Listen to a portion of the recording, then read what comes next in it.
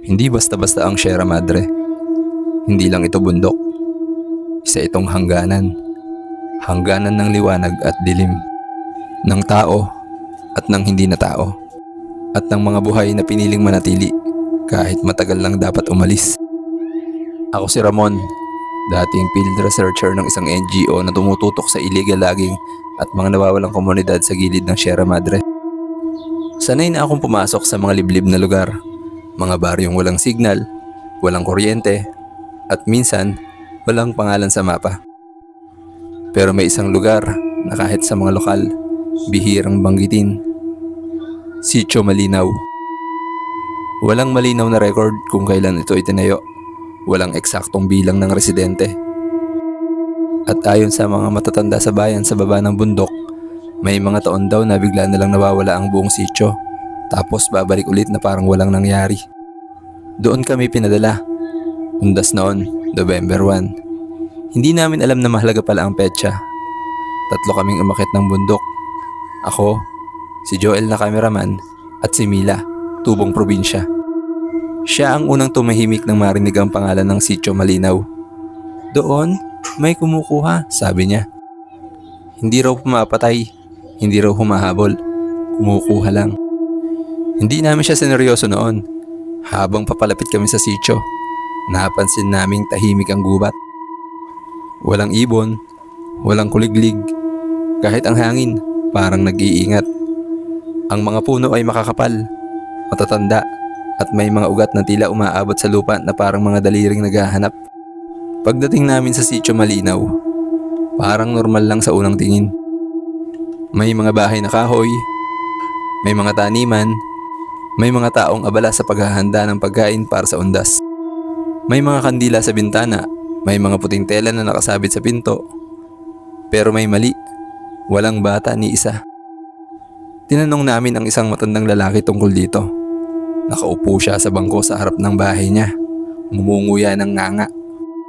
Hindi na sila pinapalabas, sagot niya. Bakit po? Tanong ko. Tumingin siya sa bundok. Undas, sabi niya. Naglalakad na naman siya. Hindi ko na tinanong kung sino ang siya.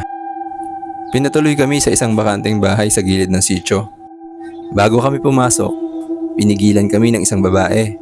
Maputla, payat, parang hindi natutulog. Huwag kayong lalabas pag gumabi at kung may tumawag sa inyo sa gubat, huwag niyong sasagutin, sabi niya. Bakit po? Tanong ni Joel. Ngumiti siya pero walang saya. Kasi alam na niya ang boses niyo. Pagsapit ng gabi, nagsindi ang buong sitio ng kandila. Tahimik ang selebrasyon, walang tugtugan, walang tawanan. Parang nagdarasal ang buong lugar, pero walang Diyos na tinatawag. Bandang 10:00, may narinig kaming sigaw mula sa gubat. Hindi malakas, hindi rin malinaw. Parang may humihingi ng tulong, pero pilit pinipigilan. Napatingin sa akin si Mila. Huwag, sabi niya agad. Huwag kayong gagalaw. Ngunit si Joel, dala ng kamera at kuryosidad ay tumayo. Isang tingin lang, sabi niya. Para sa documentation, hindi na namin siya napigilan. Lumabas siya ng bahay, hawak ang kamera, at tinuntun ang tunog. Sa simula, rinig pa namin ang yapak niya. Pagkaraan ng ilang segundo, wala na. Walang sigaw. Walang kalabog. Walang senyales. Parang nilamon ng gubat. Tumakbo kami ni Mila palabas. Pero wala na si Joel. Tanging bakas ng paa sa putik at biglang huminto sa gilid ng isang matandang puno. Parang doon siya tinapos. Biglang may gumalaw sa dilim. Hindi ko agad nakita ang hugis. Pero ramdam ko ang presensya. Mabigat. Malapot. Parang ang hangin ay naging laman. May narinig akong boses. Ramon! Boses ni Joel. Napaatras ako. Huwag! Hindi na siya yan. Bulong ni Mila na nanginginig na. Sa pagitan ng mga puno, may lumitaw na anyo. Matangkad, payat, mahaba ang mga braso. Ang mga paa ay nakabuloktot pabalik, parang hayop, parang aswang. Pero hindi tulad ng nasa kwento, hindi siya nagmamadali, hindi siya sumisigaw. Naglalakad lang siya, parang may-ari ng lugar. Sa likod niya, may mga anyong gumagalaw sa dilim, mga taong sumusunod, tahimik, nakayuko. Nakilala ko ang isa sa kanila, si Joel. Bukas ang mga mata niya, pero wala na siyang tingin. Hinawakan ni Mila ang braso ko. Kumukuha siya, hindi lang ng laman, kundi ng tao, sabi niya. Tumalikod kami at tumakbo pabalik sa bahay. Isinara namin ang pinto. Nanginginig ang buong katawan ko. Sa labas, may narinig kaming mga yapak. Mabibigat, mabagal, parang sinusukat ang paligid. May kumatok. Buksan niyo. Nilalamig ako, sabi ng boses ni Joel sa labas. Hindi kami sumagot. Biglang huminto ang katok. Tahimik ulit ang gubat. Akala namin tapos na. Ngunit bandang hating gabi, may narinig kaming pag-iyak galing sa loob mismo ng bahay. Paglingon ko, may nakita akong anino sa dingding. Mahaba ang braso. Hindi kasya sa hugis ng tao. Doon ko naintindihan ang sinabi ng babae kanina. Hindi lang siya nasa gubat. Kasama na namin siya. Hindi kami natulog. Hindi dahil ayaw namin, kundi dahil ramdam naming may nakatingin sa amin kahit nakapikit kami. Ang lamig sa loob ng bahay ay hindi normal. Parang hindi galing sa gabi, kundi sa ilalim ng lupa. Si Mila ang unang nagsalita. Hindi na tayo makakaalis bukas, bulong niya. Kapag undas, hindi ka basta-basta pinapalabas ng bundok. Tinanong ko siya kung ano talaga ang aswang na yun. Matagal siyang natahimik bago sumagot. Hindi siya basta aswang. Siya ang tagabantay, sabi niya.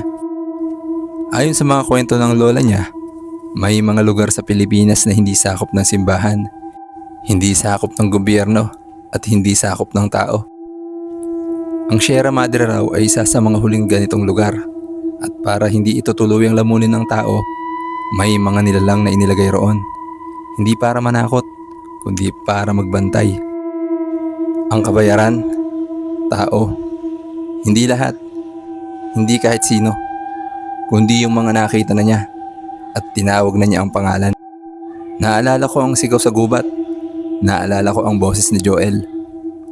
Kapag narinig ka na niya, kahit umalis ka pa, dala mo na siya, sabi ni Mila.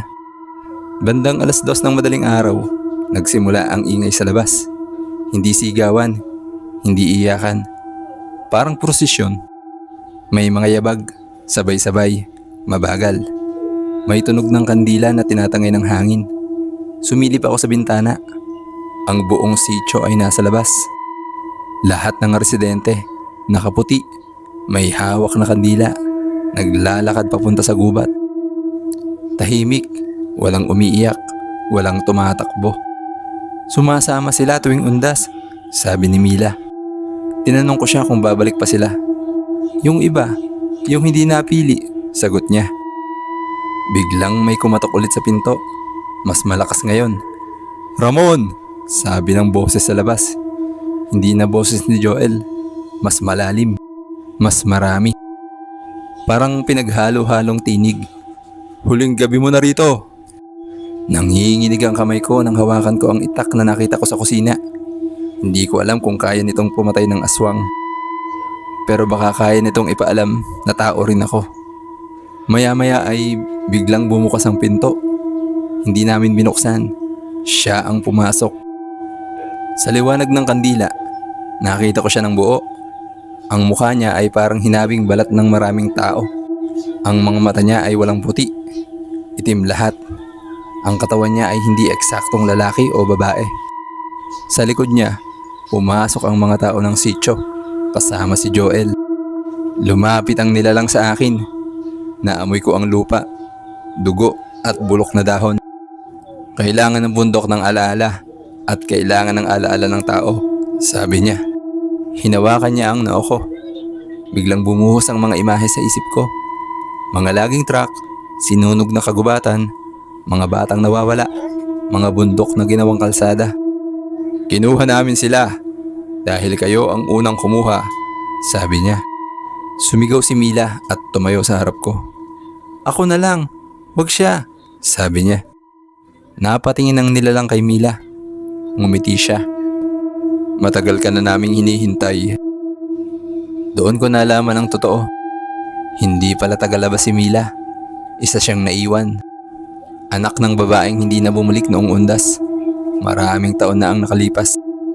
Lumaki siya sa baba ng bundok, pero ang dugo niya ay sa Sierra Madre pa rin. Kailangan namin ng bantay na marunong magsalita sa tao at marunong makinig sa gubat, sabi ng nilalang. Hinawakan niya ang kamay ni Mila. Unti-unting nagbago ang itsura ni Mila. Humaba ang anino niya. Dumilim ang mga mata. Pero hindi siya sumigaw. Hindi siya umiyak. Tumingin siya sa akin. Umalis ka na at huwag ka nang babalik, sabi niya. Biglang naglaho ang mga tao. Naglaho ang bahay. Naglaho ang gubat. Nagising ako sa gilid ng kalsada. Sugatan. Mag-isa. Hawak pa rin ang itak. Ayon sa mga rescuer, wala raw sityo malinaw sa lugar na sinasabi ko. Walang record. Walang bakas. Pero tuwing undas, may mga truck driver na dumadaan sa Sierra Madre na nagsasabing may nakikita silang prosesyon sa gitna ng gubat. At may isang babaeng nakaputi, tahimik, nakatingin. Hindi raw siya humahabol, hindi raw nananakot. Pero kapag tinawag ka niya sa pangalan, alam na ng bundok kung sino ang susunod.